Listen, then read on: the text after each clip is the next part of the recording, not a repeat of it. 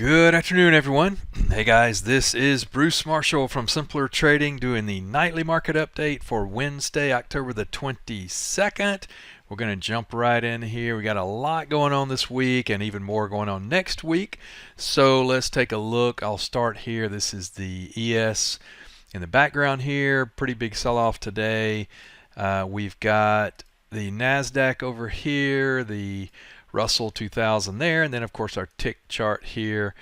So today, let me pull this down.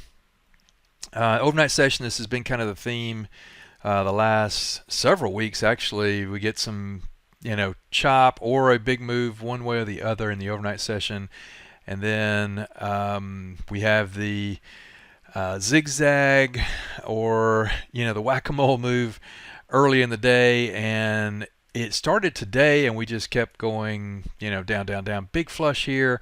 I had levels here at 6,700, and I was looking at that going, well, hope this doesn't break, and it did. And I was like, okay, if this breaks, then we're going to open a kind of a trap door down below us, and fortunately it did not turn into that much.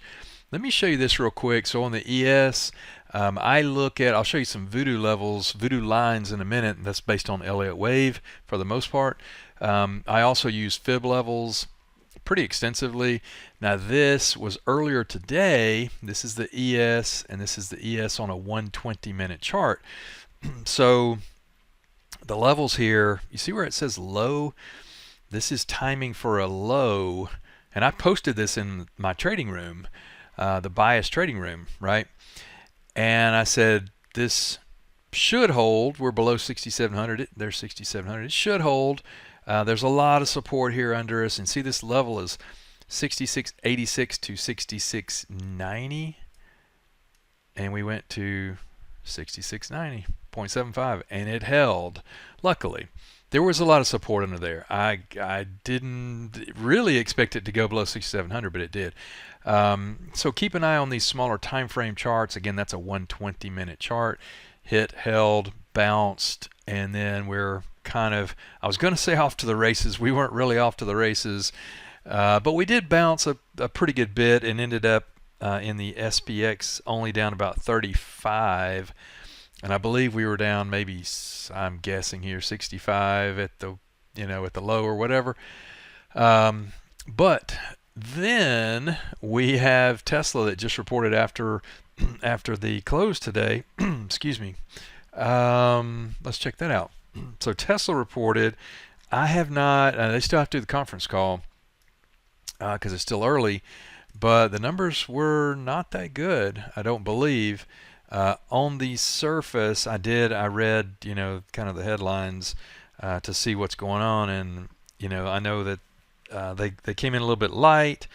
Again, a lot's going to depend on what happens in the conference call, but basically, we closed here, straight up, straight down. That's pretty typical, and now we're down. 428 on the low side, and I really was wanting to play this for an earnings trade, and I did not. I couldn't get a comfort level with it. I just didn't feel, I didn't know that how the quarter was going to be. I would have played it bullish if I was going to play it, but my father always told me, when in doubt, don't. Right, so I didn't feel comfortable doing it. But so we had Tesla after the close. We had IBM after the close. Another one straight up. This is great. This is great. Oh, wait a minute. No, it's not. We're down here 270 and kind of chopping. Again, some of these we have not had conference calls on yet. We had Kinder Morgan here. Same thing. Straight down.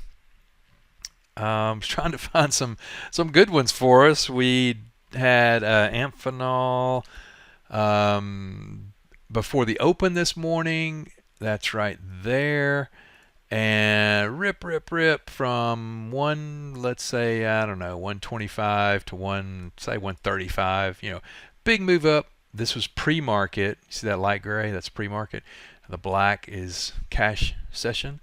And we opened, and of course the market's fallen down, and that's what we always talk about. The rising tide lifts all boats, and the outgoing tide shows who's wearing their swim trunks or whatever, however that saying goes. But we get it, right? So let's go back to the ES real quick, and we have a lot of earnings next week. We have Amazon and Apple both next Thursday. We have Google next Tuesday. A lot's coming up this week and next week, and then of course the week after. So we're just getting started in earnings season. That is going to really make a big impact on how the market overall trades, and that's what we're more worried about, concerned about, interested in, is how the overall market's going to go, right? So let's start with the economic calendar. We had to move CPI to this Friday because of the government shutdown, right? It was supposed to be, I believe, it was on the 15th. Government shutdown, delays data, and all that kind of stuff. So it's going to be reported on the 24th. Then we have, wait for it, Fed meeting on the 29th, right? Now, Fed is going to cut rates here if, all things being equal. And I'll show you why in a second. And then on the 31st, we have PCE, very important to the Fed, which makes it important to us. So again, in the next week and a half, we've got a lot coming up. So on the Fed, and you might say, well, how do you know? Well, this is a Fed Watch tool, and it shows that current rate's 400, 425, 400, 425. Target rate, now this shows there's a 96.7% chance of going to 375 from 400. That's a 25 basis point cut, right? So quarter point, they're going to 96% chance it's going to happen. Now, is it already factored into the market? Maybe. I don't know. It's hard to tell. We might get a little more indication as we get closer next week. But for now, that's a good thing. A lot can happen with the Fed's conference after talking about the rate cut or what they're doing or what they're thinking. So all this ties back together with where are we now. And again, I'm going to use the ES for our proxy, I guess, for our model here. And this is a 20-day chart. Now, a 20-day chart gives you roughly the trading days, right? Because you got about 30 days. You got a Saturday and Sunday, 4 and 4, so it's about 20 trading days, just roughly. But what's important is this is where we were, okay, again, roughly a month ago, and this is where we are now. We're basically it's the same place we were 20 days ago. And again, we've had this, I was going to say rip higher. We had a rip higher there, and then this is melting up, chop, chop, chop, flush. New all-time high, and then the flush, and then the dump that we had down here. This was tariff, 2.0, whatever.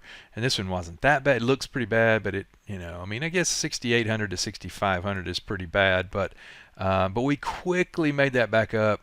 Flush down, rip higher, flush down, rip higher, so where are we going to go? That's the question. Nobody knows. So let's look out here. Let's go to a 1-year chart. All right, so this is starting to not look so good, right? That's the big flush down. This period of indecision is starting to look like this. And, we saw what happened after that. Or we could say maybe it looks like that. Now on this one, V, recovery, straight down, straight back up. This only took about 8 days to get, back. We did come down, and we have made it almost back. This is, mirroring this. But what happens on the other side? Do we keep going, or do we break down and, come back down here?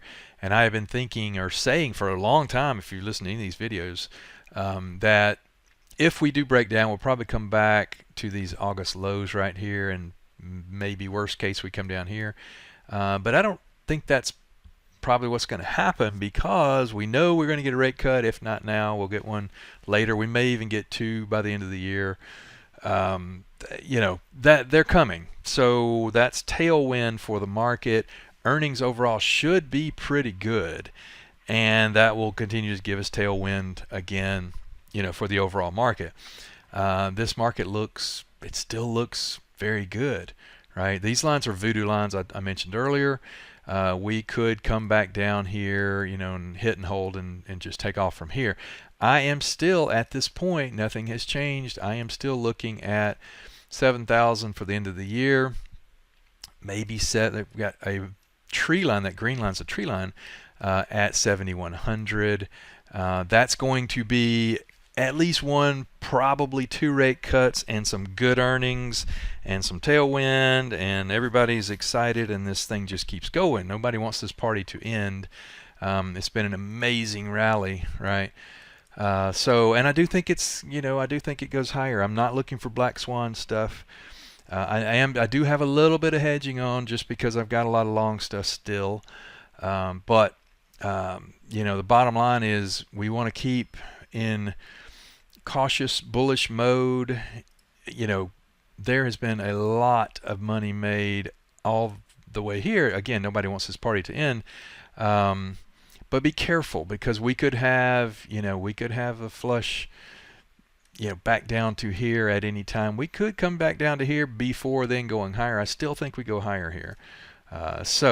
One last thing. That's the ES. Here's the NASDAQ. It looks almost cookie cutter. And let me clean it up here. I'll leave this on here. So we're already at tree line up there. That's not great. I mean, we hit the target. We're stuck there. We have not gotten past that yet. We'll leave that at that. I would like to see that break on through to the other side, right? IWM or the Russell here, guess what? We hit this. The red line is the strongest level of resistance. That's a fire line. We hit it, failed, came back down. Looks like we're going to come back down here, touch the white line, snow line, and then come back up. Maybe we hit it a couple times before then going through. Hopefully that's what happens. And last would be our diamonds. All these charts look exactly the same, so I'm still bullish. I'm being more careful. I'm being more cautious. I'm putting collars on some things. I'm buying a little bit of protective puts. I've got a little bit of hedging, not a lot, but a little bit just in case. Got to balance your risk and manage, your portfolio, right? But I'm still looking higher into the end of the year. So we will be in buy the dip mode until or unless things change and we get some, we start getting a bunch of bad earnings and lowered guidance and that kind of thing, and the Fed is not dovish, and that can change things, but I don't see that yet. So this is a day-by-day thing, unfortunately, or fortunately, depending on what time frame you're trading. That's all we can do is watch this kind of day-by-day and event by event on the data point by data point on the economic calendar. So, and what's going on with tariffs and that kind of thing. So with that, let me wind it up here. Thank you for your time. I appreciate it. And join us at Simpler Trading. I'm in my live trading room every day. We're trading this thing. Got a lot of good trades on right now and had a fantastic year so far. So come join me. If you got any questions, I'm happy to help you. I'm Bruce at Simpler Trading. And come join me in the bias room or the main room. We got a lot of great traders in there. So thank you for your time, and I will talk to you soon. Take care. Without Simpler Trading, I could not have financial independence. This is one of the best investments I ever made in my life. It's helping me find consistency. It's one of the things that won me